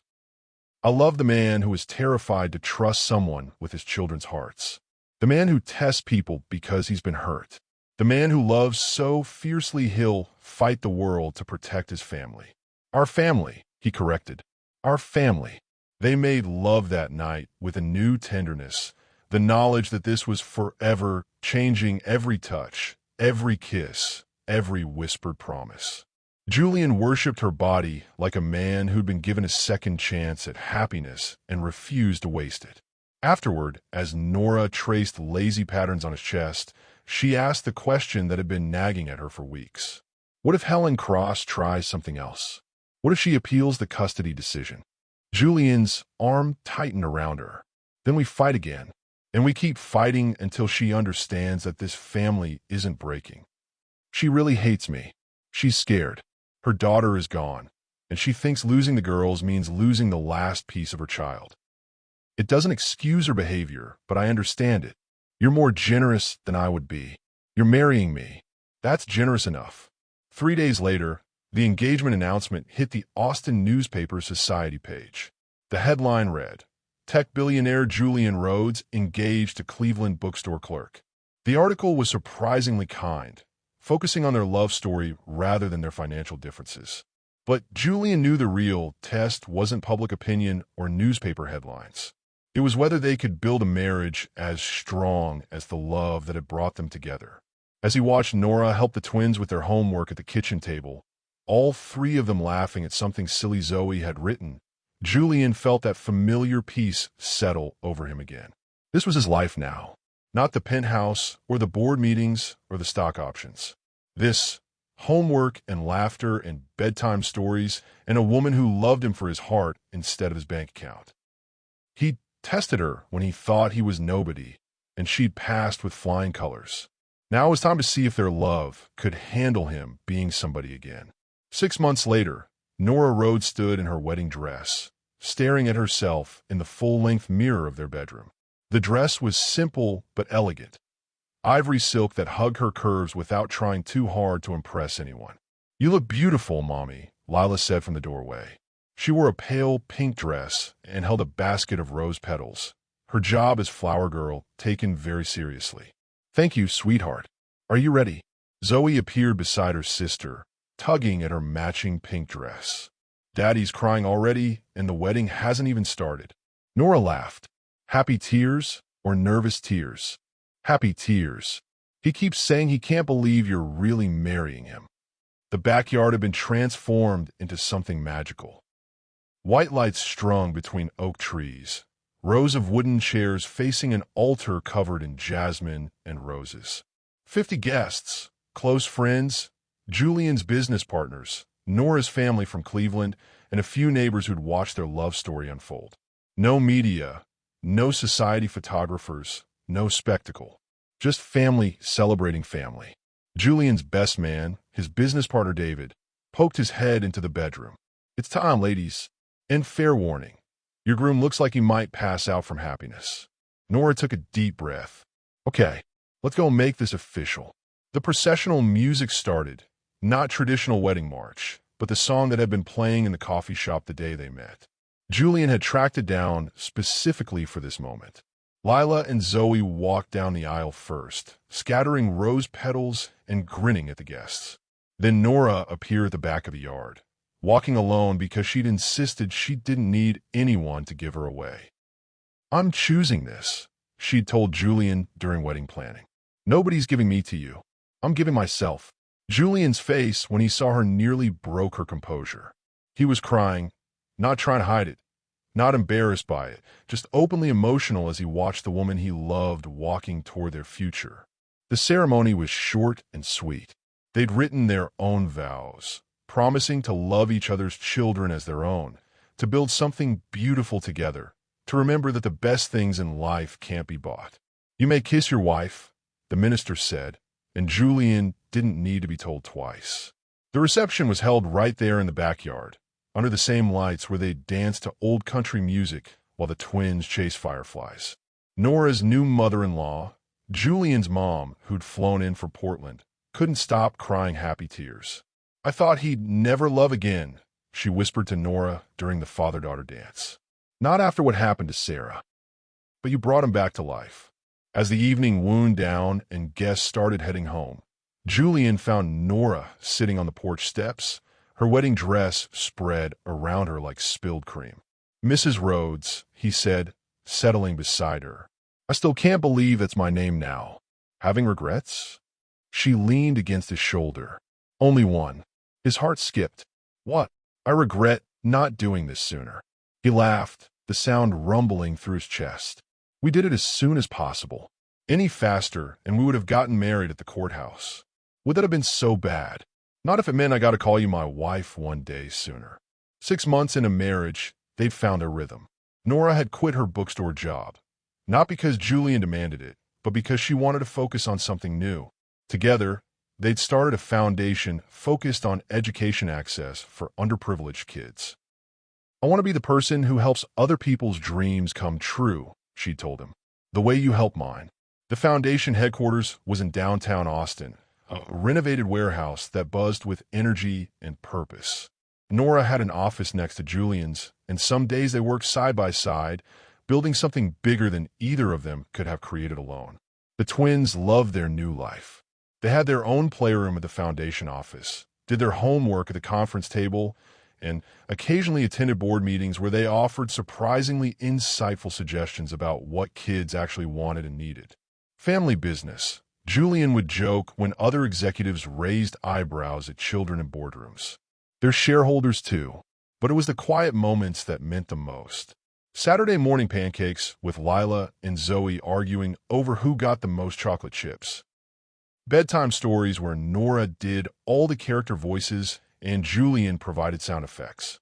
Family movie nights where they piled on the couch like puppies and argued over whether to watch animated movies or superhero films. One evening, as they were cleaning up after dinner, Zoe asked the question that had been on her mind for weeks. "Mommy, are you going to have a baby?" Nora nearly dropped the plate she was washing.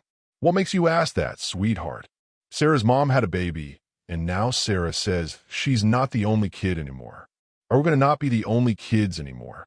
Julian stopped loading the dishwasher, waiting for Nora's answer. "Would you want a baby brother or sister?" Nora asked carefully. Lila and Zoe exchanged looks, having one of their twin telepathy conversations. "Maybe," Lila said finally, "but only if the baby doesn't get more attention than us. And only if you and Daddy still have time for us," Zoe added. "Girls," Julian knelt down to their level, "you are our first babies. You made us a family. No matter what happens, you'll always be the most important kids in the world to us."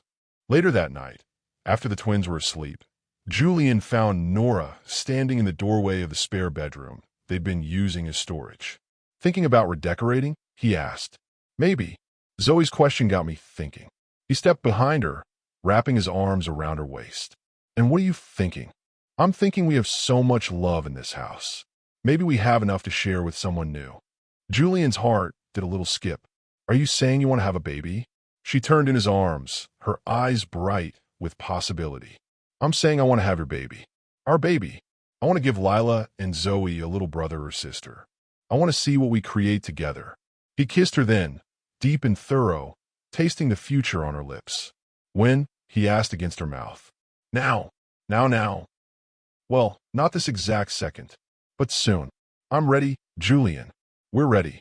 They made love that night with a new intention, bodies joining not just in pleasure, but in purpose, creating life, expanding their family, building their legacy one heartbeat at a time. 3 months later, Nora stared at the positive pregnancy test in their master bathroom, tears streaming down her face. Julian was in the shower, humming off-key like he did every morning. "Julian," she called through the glass door. "Yeah, babe. Can you come here for a second? I'm covered in soap. This can't wait." The water shut off, and Julian stepped out, grabbing a towel. "What's wrong? You sound weird." Wordlessly, Nora held up the test. Julian stared at it for a long moment, water dripping from his hair onto the bathroom floor.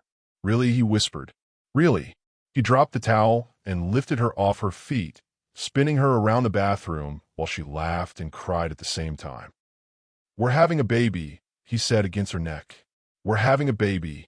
Are you happy?" she asked, suddenly nervous. "Happy." He set her down, cupping her face in his hands. "Nora, I'm over the moon. We're going to have a baby. Our baby." That evening, they told the twins over dinner. Julian had bought a big sister mug for each of them, wrapped in bright paper. "Open them at the same time," Nora instructed, her hands fluttering nervously. The girls tore off the wrapping, read their mugs, and looked at each other with wide eyes. "Are you having a baby?" Lila asked. "Yes, sweetheart. How do you feel about being big sisters?" Zoe's face broke into a grin. "Can we teach the baby stuff?" "Absolutely. You'll be the best big sisters in the world." As the twins peppered them with questions about when the baby would arrive and whether it would be a boy or girl, Julian reached for Nora's hand under the table. 2 years ago, he'd been a broken widower convinced he'd never love again. Now he was married to his soulmate, father to 3 children, and building a life so full of joy it sometimes took his breath away. "Thank you," he whispered to Nora as the girls argued over baby names. "For what?" "For seeing me when I was nobody. For staying when it got hard. For giving me everything I never knew I needed." She squeezed his hand. "Thank you for testing me with poverty and loving me with wealth. For showing me that real love isn't about what someone can give you. It's about what you can build together." Outside, Austin hummed with evening traffic and summer heat. Inside, a family planned for their future, grateful for a love story that had started with deception and grown into the most honest thing any of them had ever known. At 20 weeks pregnant, Nora Rhodes glowed like she was lit from within. Her belly had just started to show, a gentle curve that made Julian want to rest his hand there every chance he got. The ultrasound appointment was routine, just to check to make sure everything was developing normally. But when the technician, Maria, squeezed extra gel on Nora's stomach and moved the wand around with unusual focus, both Julian and Nora sensed something was different. "Is everything okay?" Nora asked, her voice tight with worry. Maria smiled, the kind of smile that held secrets. "Everything is perfect. Actually, more than perfect." She turned the monitor toward them. "See this here? And this here?" Julian squinted at the black and white blob on the screen, trying to make sense of what he was seeing. "I see. 2 heads." Nora whispered. "Congratulations," Maria said, her smile widening. "I've learned a few things about good answers in the past 6 years." On their 5th wedding anniversary, Julian surprised Nora with a trip back to Cleveland. Not for any special event, but just to see where she'd come from, to understand the woman who'd shaped the life they'd built together. They walked through her old neighborhood, visited the bookstore where she'd worked, had coffee at the same chain cafe where she'd worried about student loan payments and wondered if she'd ever find love. "It's strange being back here," she said as they sat in a booth near the window. "I feel like a completely different person." "You are a completely different person. But the best parts, the parts that made me fall in love with you, those haven't changed." "What parts are those?" "Your kindness, your strength, your ability to see people for who they really are instead of who they pretend to be." That night, in their hotel room, they made love with the passion of newlyweds and the deep intimacy of partners who'd weathered storms together. "I love you, Julian Rhodes," Nora whispered against his chest afterward. "I love you too, Nora Rhodes. Thank you for seeing me when I was nobody. Thank you for showing me I was somebody even when I didn't believe it myself." The flight back to Austin was filled with their children's chatter about their adventures with Grandma, while Mom and Dad were away. Austin and Clay had apparently convinced her to let them help make cookies, resulting in more flour on the kitchen floor than in the actual cookies. "Did you miss us?" Lila asked as they pulled into their driveway. "Every single second," Nora replied, and meant it. That evening, as they tucked all 4 children into their beds, Austin and Clay in their twin beds in the room they shared, Lila and Zoe in their individual rooms that reflected their growing personalities, Julian marveled at the fullness of their life. "Daddy," Austin said sleepily, "tell us the story about how you and Mommy met." It had become a favorite bedtime story, though Julian always edited out the parts about testing and deception, focusing instead on the magic of meeting someone who changed everything. "Once upon a time," he began, "there was a dad who thought he'd never find love again. And there was a mom who thought love was too expensive for someone like her. But they were wrong." Clay chimed in, even though his eyes were already drooping. "They were very wrong, because real love doesn't cost anything except the courage to open your heart." "And then what happened?" Austin asked, though he'd heard this story hundreds of times. "Then they built the most beautiful family in the world, with 4 amazing children who made every day better than the last." The end. Zoe called from her room next door.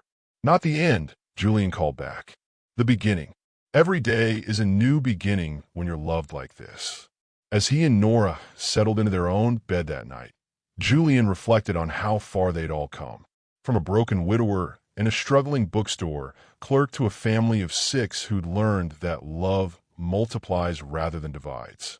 "No regrets?" he asked, pulling her close. "Only one," she said, the same answer she'd been giving for years. "What's that?" "I regret that we can't go back and tell our younger selves how good it was going to get. How worth the wait all of this was going to be." Julian kissed the top of her head, breathing in the scent of her shampoo, mixed with the lingering smell of their children's bedtime routines. "I think they figured it out," he said.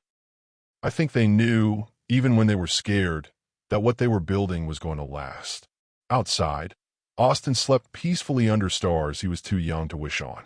Inside, a family held each other close, grateful for a love story that had started with a test and grown into a testament to the power of seeing someone's heart before counting their bank account.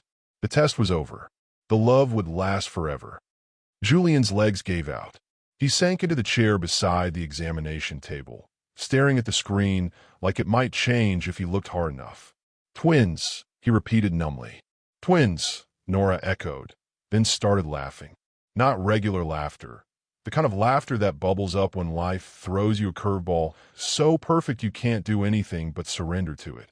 This family was meant to be built in pairs, Julian said, his voice cracking with emotion. Baby A is measuring perfectly, Maria continued, moving the wand to get better images. And baby B is right on track too. Would you like to know the genders? Julian and Nora looked at each other. What do you think? She asked. I think we're having 2 more reasons to be grateful every day. We want to know, Nora told Maria. Maria moved the wand again, focusing on each baby. Baby A is a boy, and baby B is also a boy. Julian's hand found Nora's, their fingers intertwining as they stared at their sons on the monitor. Boys, Nora whispered. Lila and Zoe are getting baby brothers. The drive home was quiet, both of them processing the magnitude of what they just learned. They'd gone from expecting 1 baby to expecting 2, from a family of 4 to a family of 6. Are you scared? Nora asked as they pulled into their driveway. Terrified, Julian admitted, and excited, and grateful, and completely overwhelmed. Good. Me too.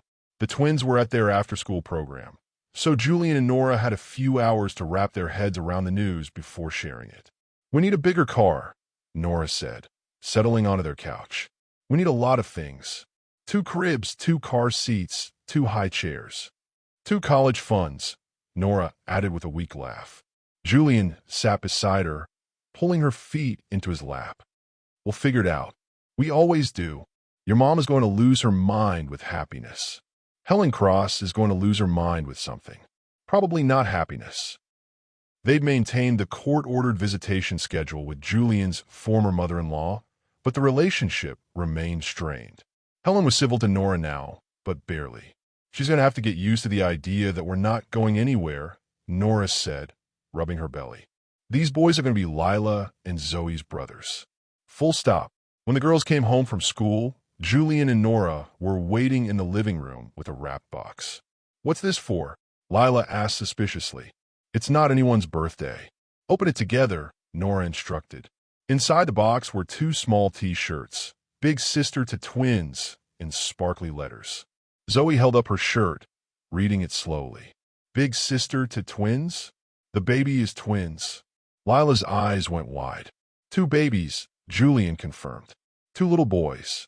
The girls looked at each other, then at their parents, then back at each other. 2 babies, they shrieked in unison, launching themselves at Nora and Julian for a group hug. Can we name them? Zoe asked. Can we teach them to walk? Lila added.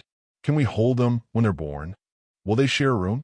Will they look exactly the same like real twins? The questions came rapid fire, excitement bubbling over like shaken soda. Slow down, Julian laughed. Yes, you can help with names. Yes, you can help teach them everything. And yes, they'll probably look similar, but every baby is different. That night, after the twins were finally asleep, having spent 2 hours planning what they'd teach their baby brothers, Julian found Nora in what they'd started calling the nursery. 2 cribs won't fit in here, she said, measuring the space with her eyes. We'll use the room next door too. Make it a twin nursery suite. She turned to face him, her hand resting on her growing belly. Are we crazy? For kids under 8 years old. Completely insane, he agreed, pulling her into his arms. And I can't wait. I love you, Julian Rhodes. I love you too, Mrs. Rhodes. All of you. He knelt down, lifting her shirt to press kisses to her belly where their sons were growing. Hey guys, he whispered to her skin.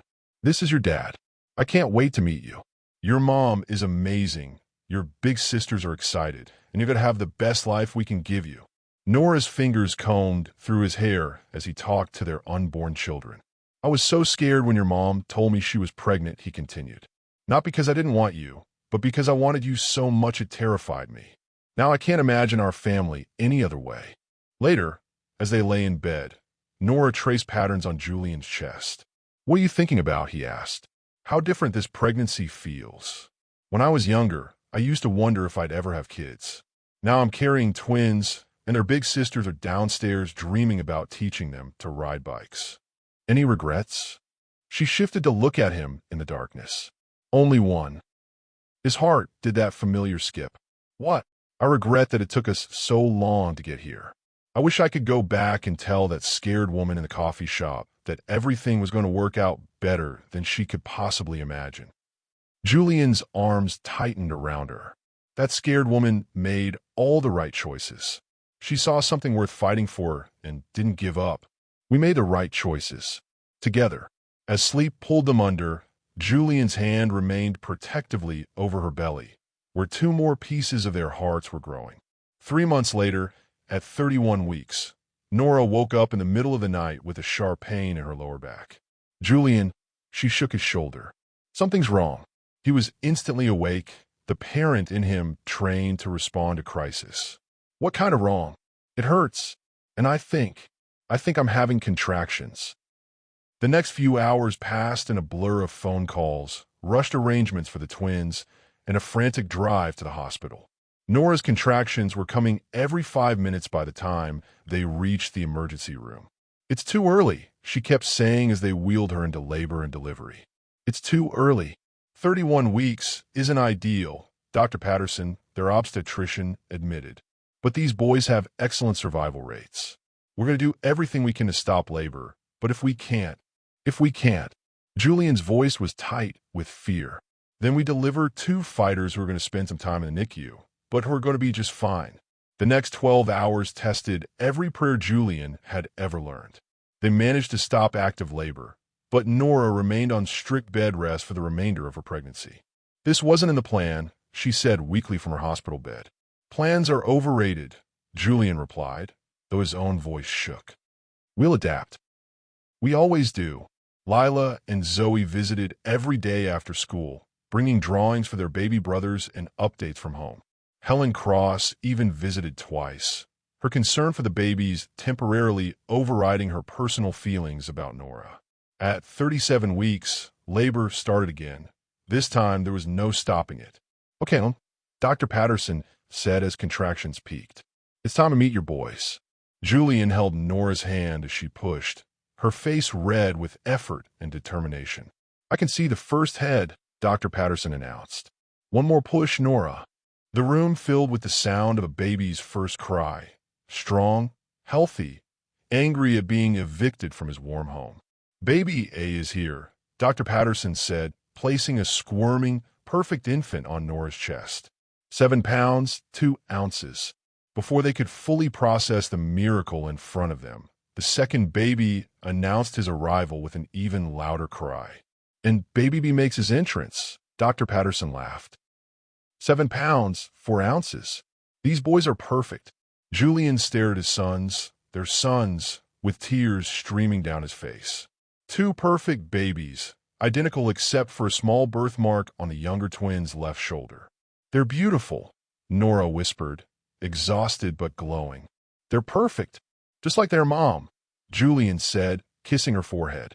The next few hours were a whirlwind of measurements, tests, and paperwork. Both boys passed every assessment with flying colors, breathing on their own, feeding well, responding to stimuli exactly as they should. When Lila and Zoe finally met their baby brothers, the moment was magic. They're so small, Lila whispered, gently touching one tiny hand. But they're strong, Zoe observed. Look how tight he's holding my finger. What are we going to name them? Nora asked Julian as the girls cooed over their brothers. They discussed names for months, but never settled on anything definitive. I was thinking, Julian said carefully, what about naming them after the people who brought us together? The coffee shop owners? He laughed. The states where we started and where we built our life. Austin and Cleveland. Nora considered this. Austin Roads and Cleveland Roads? We could call them Austin and Clay for short. Austin and Clay, she repeated, testing the names. I love it. And so Austin James Rhodes and Cleveland Michael Rhodes became the newest members of their family, born 3 minutes apart and destined to grow up in a house filled with more love than most people experience in a lifetime. That night, as Julian sat in the hospital room watching Nora sleep with their newborn sons in the bassinets beside her bed, He marveled at how far they'd all come. 2 years ago, he'd been a man so broken by loss that he'd convinced himself love was too dangerous to risk again. Now he was the father of 4 children and the husband of a woman who'd seen his heart when he was trying his hardest to hide it. "Thank you," he whispered to whatever force in the universe had brought them together. "For second chances, for healing, for showing me that the best things in life are worth waiting for." Austin stirred in his sleep, one tiny fist working free of his blanket. Julian gently tucked it back in, overwhelmed by the protective love that flooded his chest. These boys would never know a world where they weren't wanted, weren't loved, weren't celebrated. They'd grow up with parents who chose each other deliberately and sisters who'd already appointed themselves as chief protectors and teachers. "Welcome to the family, boys," Julian whispered. "You have no idea how much joy you're going to bring to this world." 1 year later, the Rhodes family gathered in their backyard for Austin and Clay's first birthday party. The twins, now walking and getting into everything, toddle around the lawn while their big sisters chased after them with the dedication of Secret Service agents. Nora sat in the shade, nursing Clay while watching Austin attempt to eat his birthday cake with more enthusiasm than skill. Chocolate frosting covered his face, his hands, and somehow his hair. "He's definitely your son," she called to Julian, who was manning the grill. Same approach to food, dive in head first, worry about the mess later. Julian laughed, flipping burgers for their guests. The party was small, family, close friends, neighbors who'd become like family over the past 3 years. "At least he's committed," Julian replied. "Look at Clay. He's being very strategic about that cake." Clay, still nursing, had one eye on his brother's messy enthusiasm and seemed to be taking notes for his own cake experience. Helen Cross sat at the patio table, holding Austin's clean hand while he demolished his dessert. The relationship between her and Nora would never be warm, but it had evolved into something respectful. She visited once a month now, staying for dinner and actually engaging with all 4 children instead of just focusing on Lila and Zoe. "He looks just like Julian did at that age," she told Nora. "Same stubborn chin, same determined expression when he wants something." "The stubbornness definitely runs in the family," Nora agreed. "All 4 of them have it." Lila and Zoe, now 8 years old, had appointed themselves as the twins' official entertainers. They'd spent weeks planning games and activities for the party, treating their baby brother's birthday with the seriousness of a state dinner. "Mommy," Lila called, "can we give Austin and Clay their presents now?" The boys were too young to understand gift opening, but their sisters had been looking forward to this moment for weeks. "Sure, sweetheart. But remember, they might be more interested in the wrapping paper than what's inside." As predicted, Austin grabbed a piece of torn wrapping paper and began chewing on it while his actual gift, a set of soft blocks, sat ignored beside him. Julian's mother, who'd moved to Austin 6 months earlier to be closer to her growing family, laughed from her lawn chair. "Some things never change." Julian did the exact same thing at his first birthday. "The more things change, the more they stay the same," Julian said, settling beside Nora with a plate of food. As the afternoon wore on and guests began to leave, the family found themselves alone in the backyard. The boys had crashed from their sugar high and were napping in their strollers. Lila and Zoe were playing quietly with leftover party favors. "Hard to believe it's been a year already," Nora said, leaning against Julian's shoulder. "Hard to believe it's been 3 years since that first coffee date. Do you ever think about what would have happened if I hadn't shown up that day?"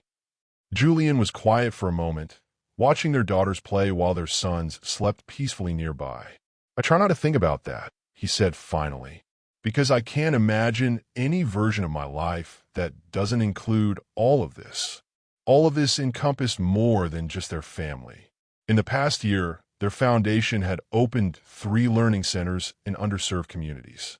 Nora had been featured in Austin Monthly as one of the city's women to watch for her work in education equity.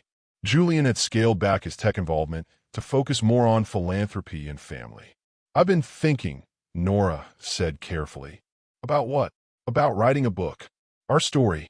Not the fairy tale version, but the real one. The messy, complicated, beautiful truth of how we got here.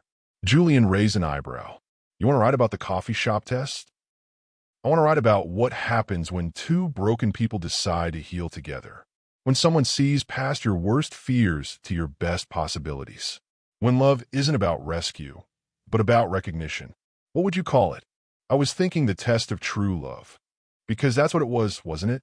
You tested whether I could love you when you had nothing. I tested whether you could love me for who I really was. And we both passed. We both passed. That evening, after the boys were fed and bathed and the older girls were settled with their bedtime stories, Julian found Nora in their bedroom, already starting to outline her book idea. You're serious about this, he said, settling beside her on the bed. Dead serious. I think our story could help people. Show them that real love exists, even when it starts with deception. That families can be built in unexpected ways. Julian read over her notes, impressed by her insights into their journey. There's one thing missing, he said. What? The ending. We're still living the ending. Exactly. Which means it's not really an ending at all. It's a beginning. 6 months later, Nora's book proposal was accepted by a major publisher. The advance wasn't huge, but it was hers. Money she'd earned with her own words, her own story. I'm proud of you, Julian said the day the contract arrived. You took something personal and turned it into something that could help other people. We took something personal, she corrected. This is our story, not just mine. The book tour, when it came, was a family affair. Julian handled logistics while Lila and Zoe helped with the younger twins during travel. They visited bookstores in 12 cities, and at every stop, people shared their own stories of unexpected love, of taking chances on someone who seemed wrong on paper but felt right in their hearts. The most common question I get, Nora told Julian after a particularly moving event in Dallas, is whether people should trust someone who lies about their identity. What do you tell them? I tell them to look at the reason behind the lie. Julian lied because he'd been hurt and wanted to protect his heart and his children. That's different from lying to manipulate or control. And what about the test itself? Do people think it was fair? Most people understand it, especially parents. They get why you needed to know I'd love Lila and Zoe before I knew you could buy them a world. 2 years after the book's publication, it had sold over 1 million copies and been optioned for a movie. Nora used her royalties to expand their foundation's reach, opening learning centers in 5 more cities. Look what you built, Julian said one evening as they reviewed the foundation's annual report. Look at how many kids you're helping. Look what we built, she corrected, the same way she always did. By the time Austin and Clay turned 4, the family had settled into a rhythm that felt as natural as breathing. The boys were identical in looks but opposite in personality. Austin bold and adventurous, Clay thoughtful and observant. Lila and Zoe, now 12, balanced their roles as big sisters with their own growing interests and friendships. Do you think we're done? Nora asked Julian one night as they watched their 4 children play in the backyard. Done with what? Kids. Do you think 4 is our magic number? Julian considered this, watching Austin chase fireflies while Clay sat beside Zoe, listening intently to whatever story she was telling him. I think, he said slowly, that we're exactly where we're supposed to be. If another baby comes along, we'll love them completely. If not, we have more than enough love and chaos to keep us busy. Good answer.